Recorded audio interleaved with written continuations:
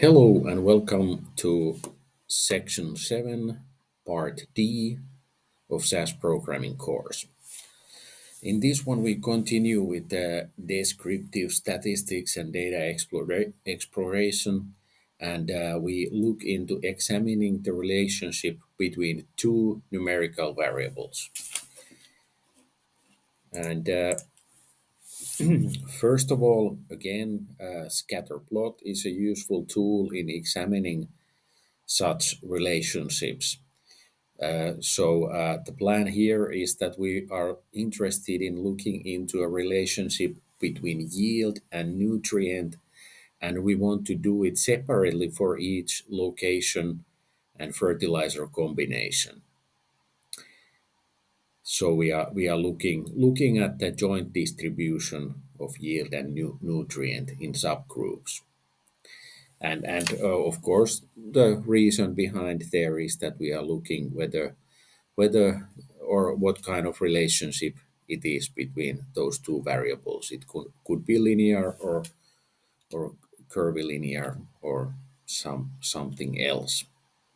And here is SAS code example. We can do this using proc SG panel.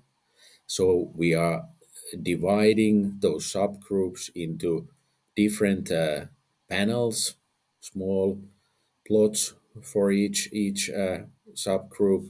So location and fertilizer are defined in the panel by statement. And in the scatter statement, we are requesting to have yield as y variable and nutrient as the x variable. And this is, let's go in a minute to the output. First of all, the reason behind looking into this scatter plot is that we are planning to use correlation coefficients to examine the relationship between those two variables. And however, there's different versions of the correlation coefficient, and it's important to examine the situation using the scatter plots, so you can choose a version that suits the situation and meets the assumptions of the correlation coefficient you are using. So for example, the ordinary or Pearson correlation coefficient assumes that the joint distribution of two numerical variables is a two-dimensional normal distribution. In practice, that means that the points you see in the scatter plot, they should be in a form of a circle or an ellipse. So basically, they should be around a straight line. They can be more or less dispersed around the straight line. And here are the plots we get from the SAS code we saw earlier. And on the top row, we have the plots for each fertilizer in location 1, and on the bottom row, plots for each fertilizer in location 2. And now it's maybe if we look at the location 2, there it looks like that the relationship between yield and nutrient is quite good looking, in a way that it's following a straight line, especially in fertilizer 1 and fertilizer 2, but I think also in fertilizer 3 maybe spreading out a little bit more. Then if we look at location 1, I think here it's maybe a little questionable whether we can consider this linear or not. So it could be that there is just no real correlation between nutrient and yield, or it could be so that there's even some curvature here in the relationship. But yeah, when we jump into correlation coefficients, another reminder that we should use the scatter plots before running the correlations and examine whether they are realistic to use, which we were just doing. So we kind of saw that maybe at least for the location one, we should be a little careful in examining the correlation coefficients, and maybe it would be good to compare the non-parametric version to the Pearson one. But first of all, when we are using the core procedure, in this case, we are using in the core procedure a by statement to do the or calculate the correlation coefficients for each subgroup. So for that reason, we sort the data first according to the same by variables. So here we have a familiar proc sort with by location and fertilizer by statement. So the data is sorted, and the sorted data is saved into this exp2 temporary SAS dataset. And here we take that data into use in the proc core procedure.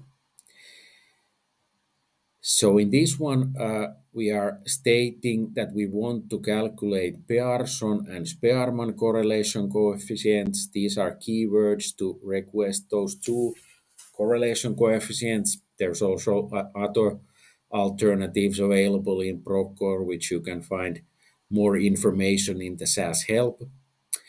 Then in addition, we can also get the scatter plots using this plots option in the Procore. So we do not necessarily have to do them separately, but we can get them at the same time. Then we are requesting to calculate the correlation coefficients for each subgroup.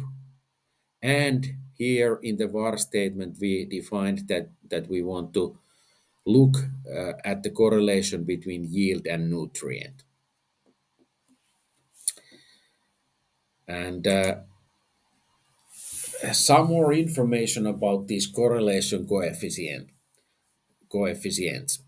Parametric correlation coefficient, so the Pearson one, it is a measure of strength and direction of the linear relationship between variables x and y, meaning that it's basically telling us that if we fit a straight line within the cloud of those dots in the scatter plot, it is telling us whether the points are very closely at the straight line or very loosely around the straight line. And that's the strength that varies between 0 and either -1 or +1. +1 or -1 indicating that the points would be grouped very closely around the straight line. And direction is indicated by plus or minus sign, so it's saying that the correlation is either positive or negative. But what the correlation coefficient is not telling us is the slope of the relationship. So there we would need regression models to estimate the slope between those two variables. And we were earlier talking about the two-dimensional normal distribution, which could be seen that the symbols in the scatter plot are in a circle or some kind of ellipse-like form. But if that assumption is not met, and it could mean that it's nonlinear, the relationship, then the non-parametric Spearman correlation coefficient can be used. And it's also useful for ordinal variables. And it's also good always to notice that when we are studying the dependencies between variables, then the assumption is that the observations are independent.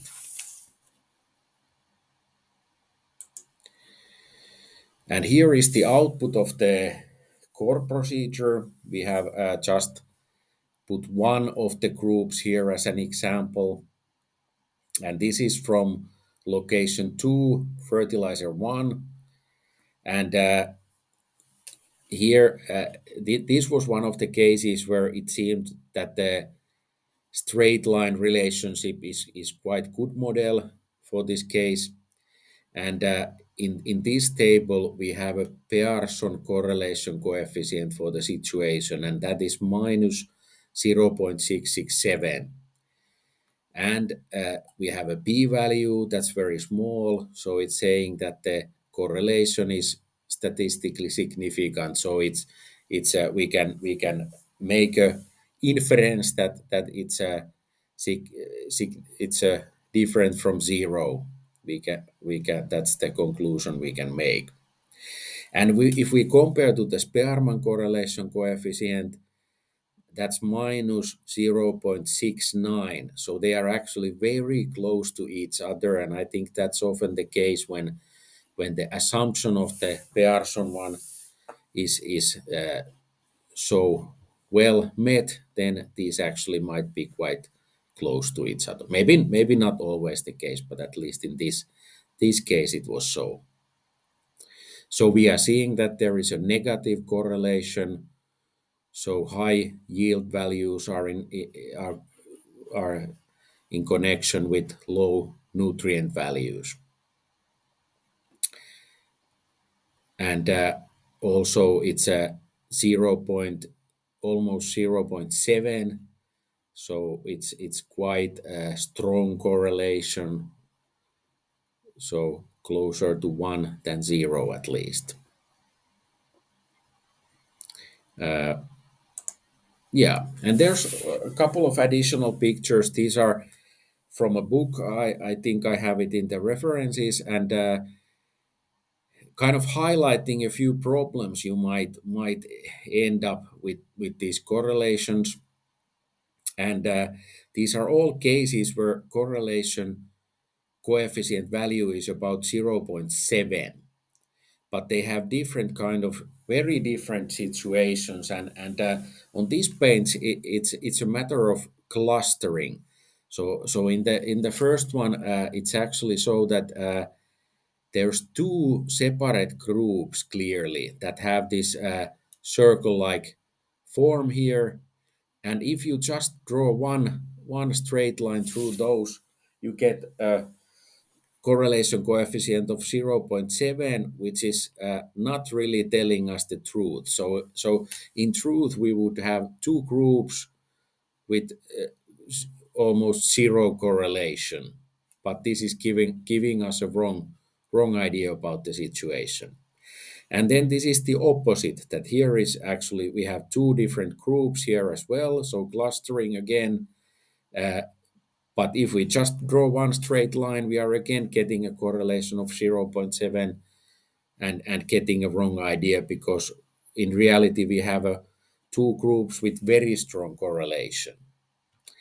And then on this page we see the same, that the outliers might have the same effect, that here is no correlation, but this one outlier is making it so that we get a relatively high correlation of 0.7, and in this case this one outlier is sort of dragging the line out of the field of dots, and in reality we have a strong correlation with one outlier, but we get the 0.7 here again.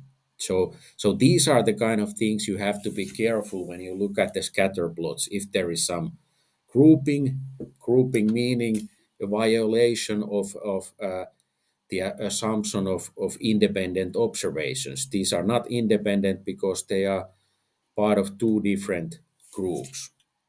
Or if there is some outliers that affect the correlation coefficient.